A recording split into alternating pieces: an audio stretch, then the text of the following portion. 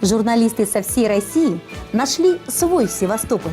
Пресс-тур, организованный правительством Севастополя, позволил десяткам столичных и региональных журналистов почувствовать себя туристами, открывающими город и его окрестности по-новому.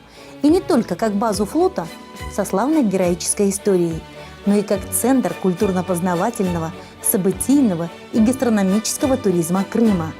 В интересную насыщенную трехдневную программу пресс-тура организаторы включили знакомство с Севастополем и его окрестностями, посещение мест боевой славы, объектов туристической инфраструктуры, кафе и ресторанов, а также знакомство с перспективными планами развития города. Итак, по порядку. Транспортная составляющая – оптимальный вариант для нас, жителей Восточной Сибири. Это авиаперелет Москва-Симферополь. Порадовало реконструированное здание аэропорта Симферополя, в котором в настоящее время строится новый аэровокзальный комплекс, главный авиаузел Крыма. Путь на автобусе до Севастополя занял более 1,5 часа.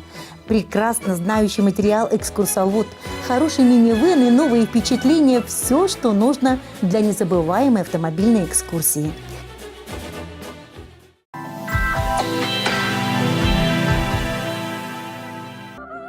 Сегодня Севастополь имеет высокий статус города федерального значения. В его состав включены города-спутники Качу, Инкерман, Балаклаву и еще 39 разных муниципальных объединений. Получается, что по площади город спокойно может конкурировать даже с Москвой. Событийный туризм Севастополя достаточно многогранный, что позволит гостям города интересно проводить здесь время в любое время года. За короткое время удалось побывать в наиболее популярных у туристов исторических местах. Руины древнегреческого Херсонеса являются объектом культурного наследия Российской Федерации, а также главной достопримечательностью и местом археологических исследований Федерального музея-заповедника Херсонес-Таврический в городе Севастополе. Узкая полоска плодородной земли вдоль моря от современного Севастополя до поселка Черноморский, что на север от современной Евпатории. Это все были владения Херсонеса. Оттуда с Херсонесской хоры, сельскохозяйственной округи, в сам город Херсонес поступал хлеб и другое продовольствие. Но скифы во II веке до нашей эры захватили значительную часть херсонесских земель, и с тех пор наш город испытывал определенные трудности с продовольствием. Сам город Херсонес – центр этого большого государства. Херсонес-Таврический – духовная столица российского православия, Владимирский кафедральный собор в Херсонесе. По церковным преданиям и историческим свидетельствам, крещение великого князя Владимира Святославича состоялось в 988 году в городе Херсонесе или Корсуне. И святейший патриарх Московский всея Руси Кирилл определяет это место как особого значения, как сакральное. Потому что, наверное, здесь соединилось в этой купели, в этих водах Херсонеса, Черного моря, соединилось, наверное, две такие стихии. Стихия государственной власти, божественного промысла о нашем спасаемом Отечестве. Здесь мы с вами обрели ту веру, ту культуру, наследниками которой мы с вами сегодня являемся. Ту культуру, которую мы с вами сегодня можем видеть в музеях всего мира, в том числе в музеях нашего Отечества. Да? И ту духовную культуру, которая помогает сегодня воодушевляться подвигом нашим воинам, ратным подвигом воинов, людям творить милосердие и добро. Православная культура и воля князя Владимира сформировала здесь, приняв крещение в купели Херсонеса, он сформировал ту уникальность, идентичность русского человека с его прекрасными качествами сострадания, милосердия, твердости своей веры. Здесь в Херсонесе ежегодно стекается огромное количество людей поклониться этому святому месту. Потому что, наверное, это совершенно объективно и действительно так и является, черпается благодать Божия, черпается та благодать, которую приобрел и князь Владимир. В современные дни Симферопольской Крымской епархии, Крымского полуострова, Конечно, они проходят тылы такой благодарности Богу за те события, которые состоялись, за тот мир, который сегодня имеют севастопольцы. И именно поэтому храм никогда не остается пустым. Именно здесь, отсюда начинались наши молитвы, чтобы не пролилась здесь братская кровь. Так и случилось, Господь это даровал. И именно здесь мы молимся о том, чтобы и вся прочая ситуация, которая сгущается, может быть, вокруг нашего Отечества, может быть, внутри, когда некоторые неверные сыны своего Отечества, да, пытаются, может быть, служить другим, иным богам, иным кумирам своей мысли, чтобы Господь не допустил и этих трагедий, которые сегодня сотрясают часто мир.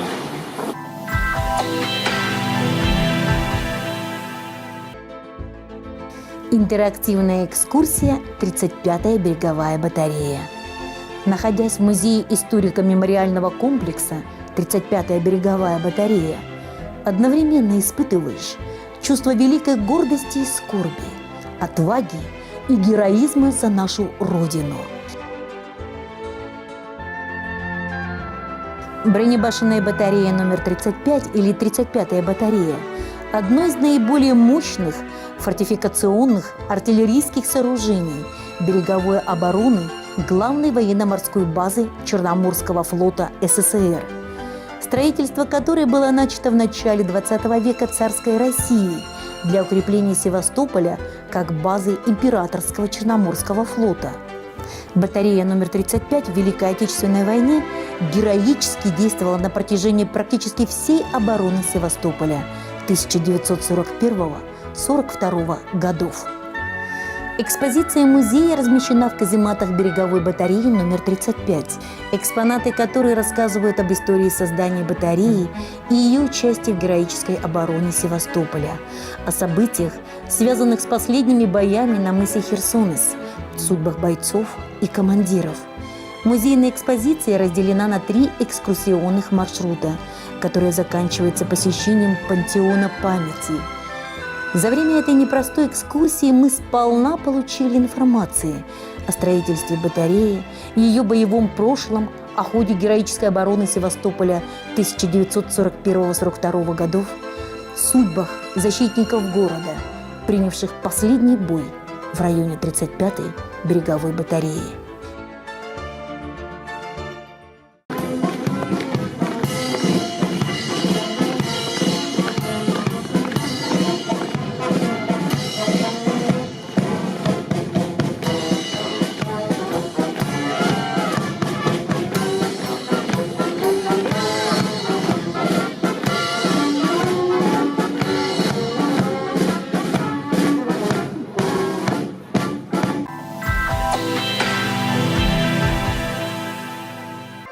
Неизгладимое впечатление осталось от посещения Балаклавы и водной экскурсии по Балаклавской бухте.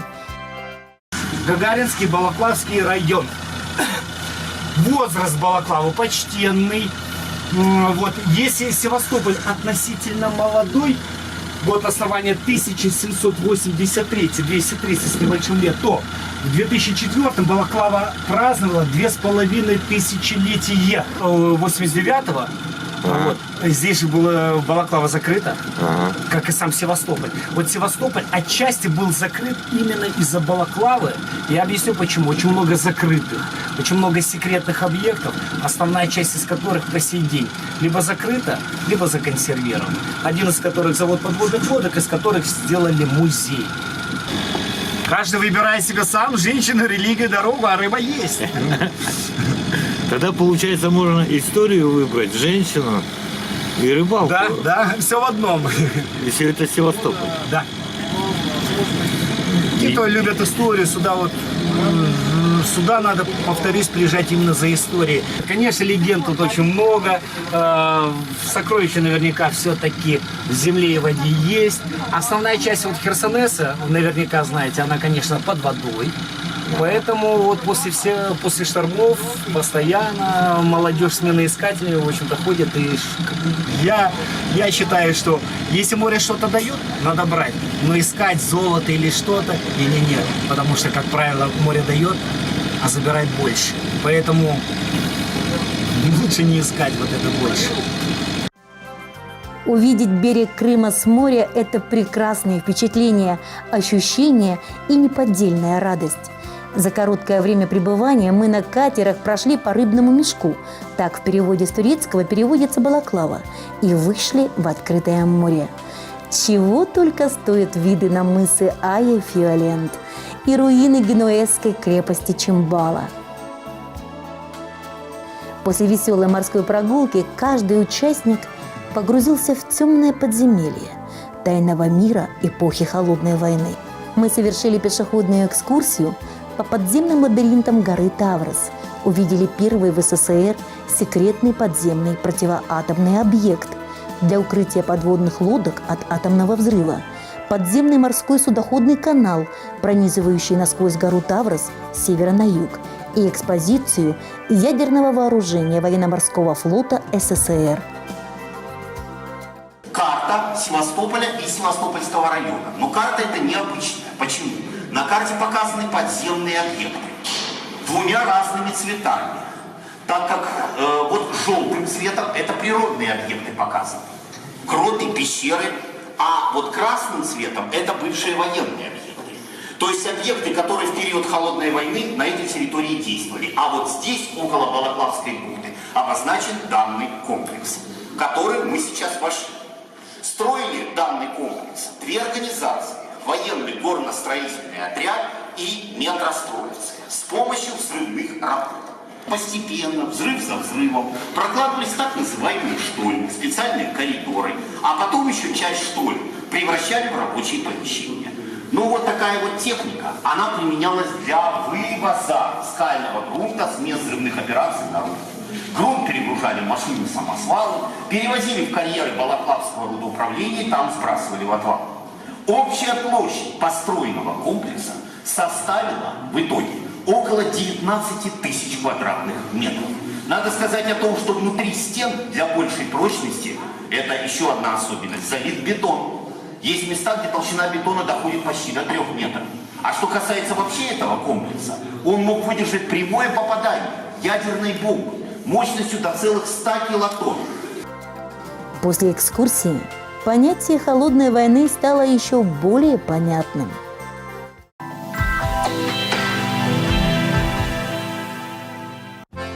Ну, конечно, Крым без лучезарного вина не Крым. В нем и соль, и сахар земли крымской, виноградники, знаменитые начинающие винодельческие хозяйства, винные фестивали и дегустационные залы, многообразие вин и их вкусов, серьезные инвестиции в производство – все это современный винодельческий комплекс Крыма. Удалось побывать на винодельческом хозяйстве «Золотая балка», чья живописная долина раскинулась на 2700 гектаров земли в Балаклавском районе, на стыке Крымских гор, Черного моря и бескрайней степи. Здесь же расположена и винодельня с одноименным названием, виноградники которой занимают 1400 гектаров лучшего теруара Крыма. Именно за ценность земли балку назвали «золотой». Наше преимущество в том, что, как я уже сказала, у нас 1500 гектаров. Ну, усредненное, да?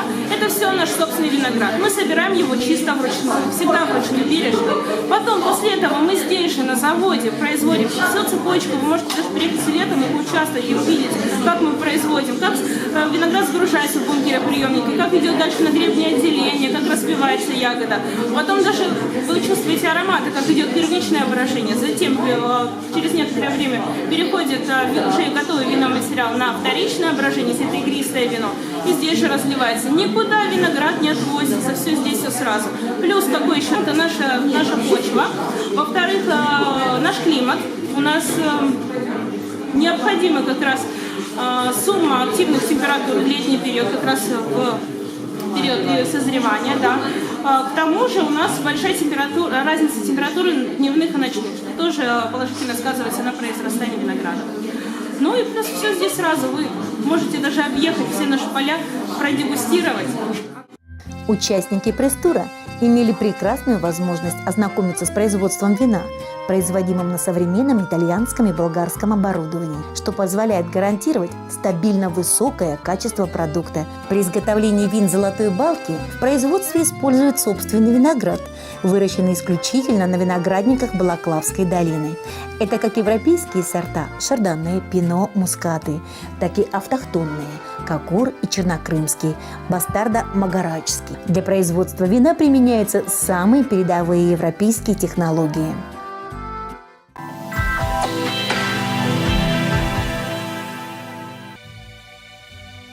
Незабываемая встреча с самой легендарной панорамой обороны Севастополя 1854-55 годов, самого посещаемого объекта Государственного музея героической обороны и освобождения Севастополя, где запечатлено все руками художников прошлого века, от хирурга Пирогова до атаки якутского полка, лица простых людей, ставшими героями на века.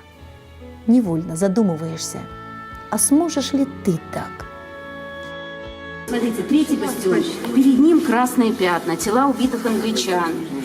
Отражали тогда нападение англичан. А вот якутский, камчатский. То есть якутский, охотский, камчатский, они все были там в одной линии? Да, якутский вот он идет.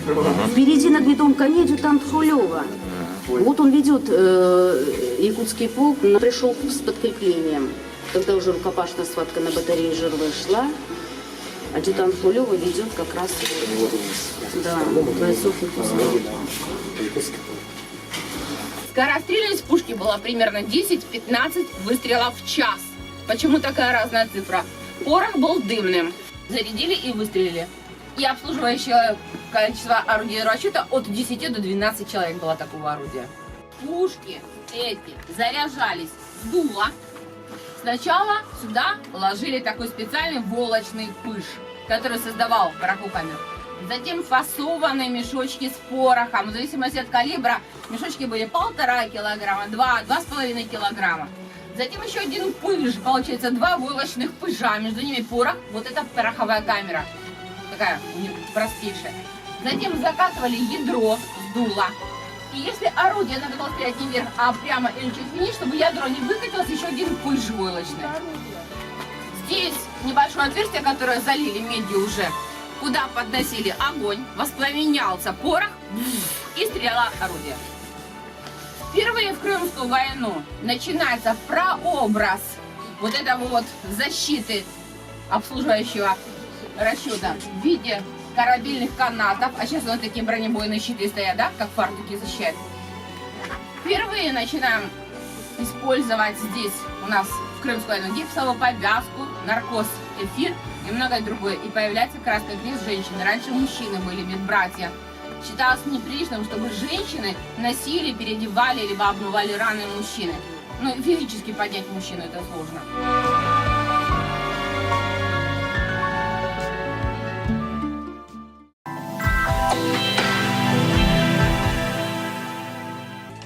Любым приморским городом обязательно нужно хотя бы раз полюбоваться со стороны моря. Поэтому мы совершили морскую прогулку в арт-бухте Севастополя на двухпалубном теплоходе, где полюбовались морскими видами, а главное – увидели своими глазами гордость Севастополя – корабли военно-морского флота России. И сразу вспоминаешь встречу с организаторами Большого Севастопольского благотворительного офицерского бала.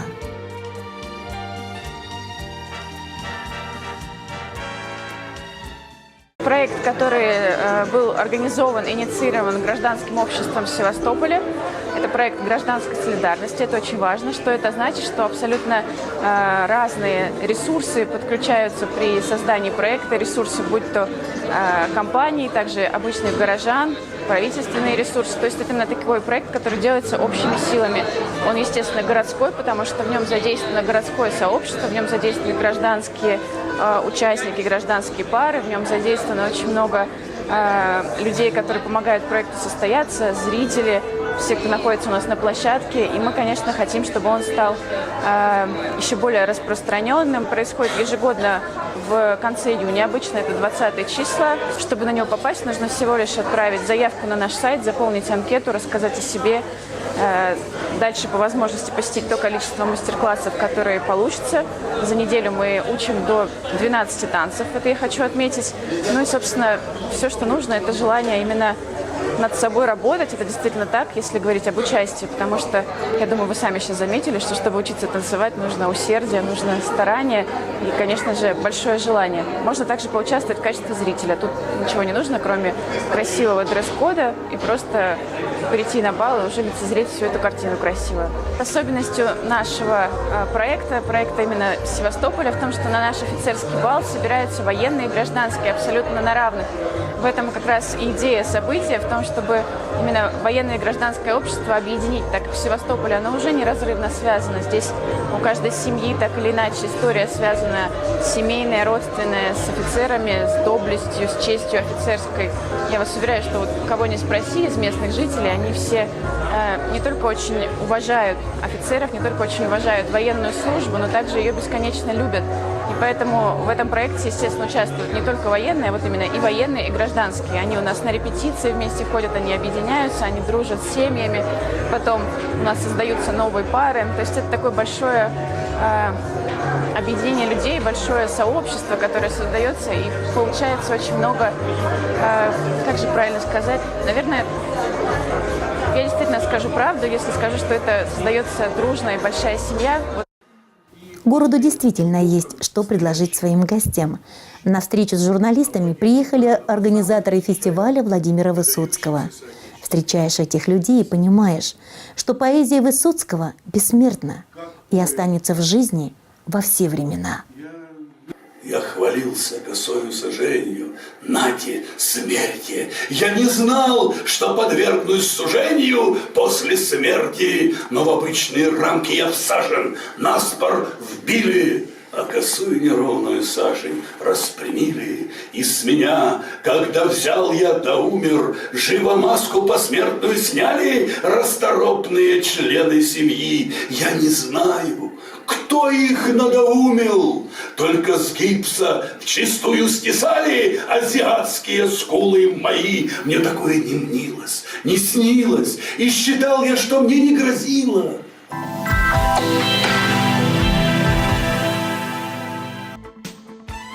Слоган пресс-тура звучал как «Ваш Севастополь», что подразумевает то, что у каждого он свой.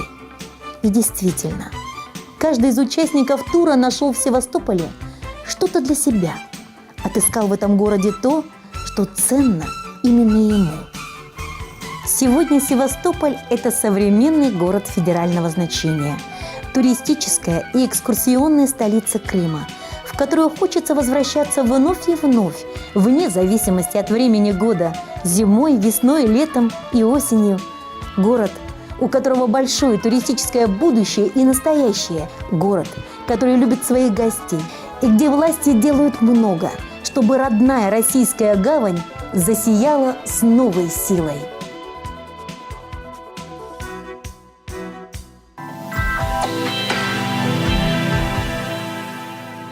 Состоялось выездное заседание 9-й внеочередной сессии Якутской городской думы. На повестке дня стоял лишь один вопрос – о присвоении наименования Севастопольская улица на территории столицы. Севастопольской назвали безымянную улицу в Гагаринском округе. Это проезд, соединяющий автостраду 50 лет октября и улицу Курнатовского после поворота за торговым центром «Мега». Инициатива исходила от молодежного историко-патриотического клуба «Отчизна». Идея эта возникла не случайно. Как только пошел разговор о вхождении Крыма в состав Российской Федерации, о возвращении Крыма в Россию и города-героя Севастополя, ко мне начали обращаться жители города, молодежь, общественные организации с предложениями о каким-то образом увековечить в нашем городе ту связь, которая есть между Севастополем и городом Якутском. Еще в Крымскую войну 19 века Якутский пехотный казачий полк героически сражался при обороне Севастополя, за что был награжден георгиевскими орденами, специальным знаменем георгиевским. И 100 лет в городе Севастополь существует улица Якутская. А Великую Отечественную войну город Севастополь освобождала отдельная приморская бригада, армия, в составе которой были сотни тысяч якутян. Присвоение внутриквартальному проезду наименования улицы Севастопольская было одобрено специальной комиссией. В связи с активным развитием квартала были произведены ремонт и благоустройство дороги, благодаря чему на данном участке появилась новая полноценная улица общей протяженностью 990 метров. Вопреки беспокойству некоторых горожан, проживающих в квартале, присвоение новой улицы название не обернется сменой адресов и бумажной волокитой. Это заседание провели на территории строительства будущей поликлиники номер 2, которая будет иметь уже адрес Севастопольская 2.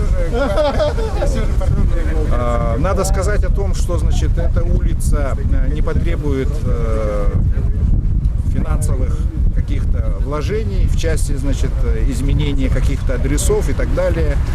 Вот. Это новая улица, и все те новые объекты, и в том числе, как я уже сказал, поликлиника номер 2, конечно, уже будут иметь адресат по улице Севастопольская. Впервые в современной истории Якутии представительный орган провел выездное заседание внеочередной сессии, что знаменательно и символично. Наименование улицы Севастопольская в Якутске произошло именно в тот день, когда в самом Севастополе проходил гражданский форум.